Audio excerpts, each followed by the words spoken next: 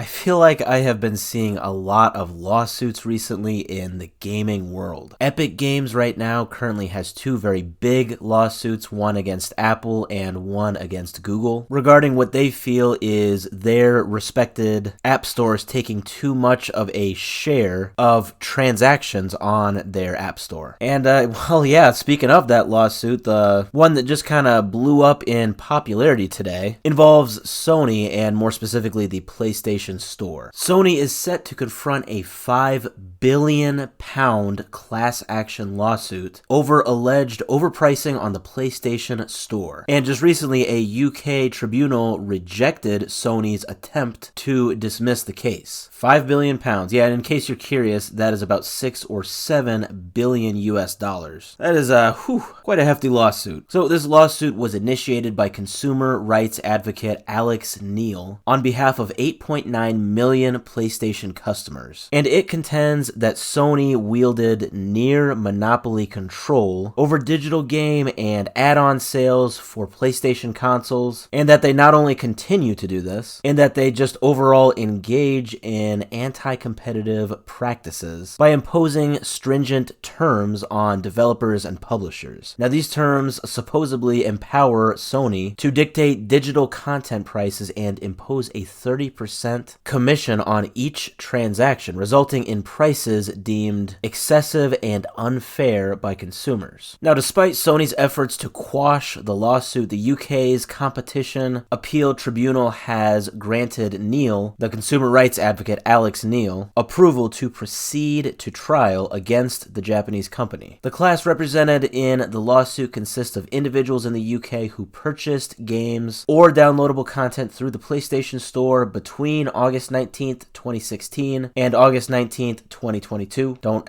ask me why that specific date range is the way that it is. Now, what is kind of nice here is that if it is successful, each class member could be entitled to damages ranging from £67 to £562 plus interest. Now, it's important that I am reading, because I'm not an expert on how legal stuff like this goes, I'm reading that this is expected to span several years now, so it's likely not just going to get settled in, 3, 4, 5 months. Overall, the lawsuit is alleging that Sony's market dominance and pricing strategies result in undue financial burdens on consumers and therefore constitute a breach of competition laws. In other words, they're saying that Sony basically has a near monopoly on the sale of digital games and add-on content for PlayStation consoles, and that they are basically abusing this with the 30% commission charge. I did not know, by the way, that there was this 30% commission charge for games and content on the PlayStation Store. I'd be curious to look into if this same thing is happening on the Xbox Store and even like for the Nintendo Switch. Because it is fair to say that the PlayStation Store obviously has a monopoly on digital entertainment on PlayStation consoles. No different than in the Epic and Apple lawsuit. The Apple App Store obviously has a monopoly on content that you can digitally purchase on, an Apple iPhone. So it kind of does sound like these commission charges are kind of more common than I thought for these app platforms and store platforms. Now, one last thing I will say is that this lawsuit was first filed last year in August, so it's been over a year since this has been filed. So it's actually not new, but what is new now that it's over a year later, is that it sounds like Sony kind of tried to shut this down from going to court, but the courts basically determined